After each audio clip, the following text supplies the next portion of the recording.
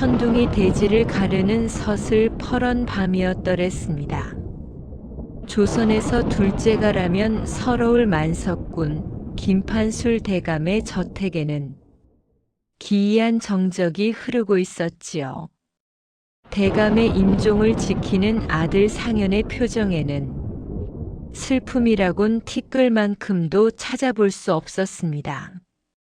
오히려 번뜩이는 눈으로 숨을 몰아쉬는 아비의 목구멍에 황금 엽전을 하나씩 밀어넣고 있었으니 이 무슨 해괴망측한 광경이란 말입니까? 아버님 기억하시옵니까?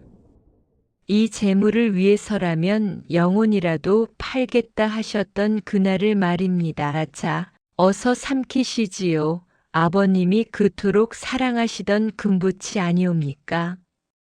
판술의 눈동자가 뒤집히며 꺼져가는 불꽃처럼 흔들립니다. 입가에는 피 섞인 침이 흐르고 목구멍에서는 꺽꺽거리는 쇳소리가 새어나오지요. 아들의 손은 서늘하기 그지없고 방 안의 촛불은 마치 누군가의 숨결에 일렁이듯 위태롭습니다. 도대체 이 집안에는 어떤 추악한 비밀이 숨겨져 있기에 천하의 효자로 소문난 아들이 아비의 마지막 길에 이토록 잔인한 짓을 저지르는 것일까요? 이야기는 30년 전 그 치열했던 겨울로 거슬러 올라갑니다. 그 진실이 궁금하시지요? 도대체 무엇이 인자했던 한 사내를 괴물로 만들었는지, 그리고 그 끝에 기다리는 소름 끼치는 대가는 무엇이었을지. 조선의 야담을 들려드리는 썬별 야담입니다. 그럼 오늘의 이야기 시작해 볼까요? 30년 전 김판술은 이름조차 없던 가난한 소장농 덕팔이었습니다. 겨울바람은 문풍지를 찢고 들어와 병든 노모의 기침 소리를 더욱 깊게 만들었지요. 어린 아들 상현은 배고픔에 지쳐 나뭇가지만큼 여위어갔고 덕팔은 자신의 무능함에 가슴을 쥐어뜯으며 산으로 향했습니다. 얼어붙은 땅에서 칡뿌리라도 캐야 했으니까요. 그러던 어느 날 눈 덮인 계곡 아래에서 정신을 잃고 쓰러진 늙은 스님 한 분을 발견하게 됩니다. 덕팔은 제 몸 하나 가누기 힘든 처지였음에도 스님을 업고 산 아래 쓰러져가는 오두막으로 향했습니다. 제 자식 입에 들어갈 미음 한 그릇을 스님에게 대접하며 지극정성으로 보살폈지요. 며칠 뒤 기력을 회복한 스님은 덕팔의 눈을 가만히 응시하며 말했습니다. 보아하니 자네 심성은 비단결 같으나 사주에 낀 가난이 칼날처럼 날카롭구먼. 내 자네의 보시를 잊지 않으리니 비방 하나를 알려주겠네. 스님은 품바지 주머니에서 낡은 지도를 꺼내며 뒷산 너머 이름 없는 골짜기를 가리켰습니다. 이곳에 앉으면 천석군이 되고 서면 대가 끊기는 기이한 자리가 있네. 하지만 명심하게. 그 자리는 원래 주인이 있는 법. 자네의 가장 소중한 것을 내놓아야 할 것이야. 덕팔의 가슴이 방망이질 쳤습니다. 가장 소중한 것? 그것이 무엇이든 당장 노모의 약값과 아들의 배고픔보다 중요하겠습니까? 탐욕은 그렇게 가난이라는 빈틈을 타고 독버섯처럼 피어오르기 시작한 것이지요. 햇볕 한 점 들지 않는 음습한 바위 틈이었더랬습니다. 덕팔은 홀린 듯 그 자리에 털썩 주저앉았습니다. 그러자 신기하게도 땅속에서 따뜻한 기운이 올라오며 그의 등 뒤로 거대한 그림자가 일렁이기 시작했지요. 무엇을 주겠느냐? 허공을 가르는 서늘한 목소리에 덕팔은 눈을 질끈 감았습니다. 무엇이든 가져가십시오.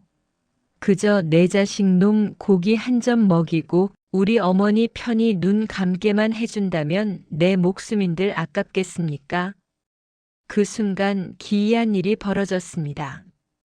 덕팔의 발치에서 황금빛 보석들이 솟아오르기 시작한 것입니다. 눈을 떠보니 주변은 온통 금은 보화로 가득했고 그를 짓누르던 가난의 무게가 한순간에 사라진 듯 했습니다. 하지만 덕팔은 보지 못했습니다. 그의 등 뒤에 있던 그림자가 슬며시 떨어져 나가 방 안에서 잠자고 있던 어린 아들 상현의 몸속으로 스며드는 것을 말이지요. 집으로 돌아온 덕팔은 만석군 김판술이 되었습니다. 기와집이 들어서고 하인들이 문전성시를 이루었지요. 하지만 이상한 일이었습니다. 그날 이후 아들 상현은 단 한 번도 웃지 않았습니다. 배불리 먹어도 만족을 몰랐고 따뜻한 옷을 입어도 온기를 느끼지 못했습니다. 상현의 눈동자는 점점 아비가 모은 황금빛을 닮아 차갑고 딱딱하게 굳어갔더랬습니다. 판술은 그것이 부자가 된 대가라 생각하며 스스로를 위로했습니다. 돈이 있으면 다 된다. 그 주문 같은 혼잣말이 결국 자신의 목을 조르는 밧줄이 될 줄은 꿈에도 모른 채 말이지요. 세월은 유수와 같아 어느덧 30년이 흘렀습니다. 이제 김판술은 조선 팔도에서 모르는 이가 없는 거부가 되었지요. 하지만 그의 마음은 단 하루도 편할 날이 없었습니다. 장성한 아들 상현 때문이었습니다. 상현은 아비보다 더 지독한 고리대 금업자가 되어 백성들의 고혈을 짰고 심지어는 아비인 판술의 재산까지 호시탐탐 노렸습니다. 아버님, 이제 그만 쉬시지요. 이 많은 재산 죽어서 가져가실 것도 아니지 않습니까? 상현의 말에는 뼈가 있었습니다. 판술은 뒤늦게 깨달았습니다. 명당 자리에서 보았던 그 서늘한 그림자가 실은 자신의 아들을 집어삼켰다는 것을 말이지요.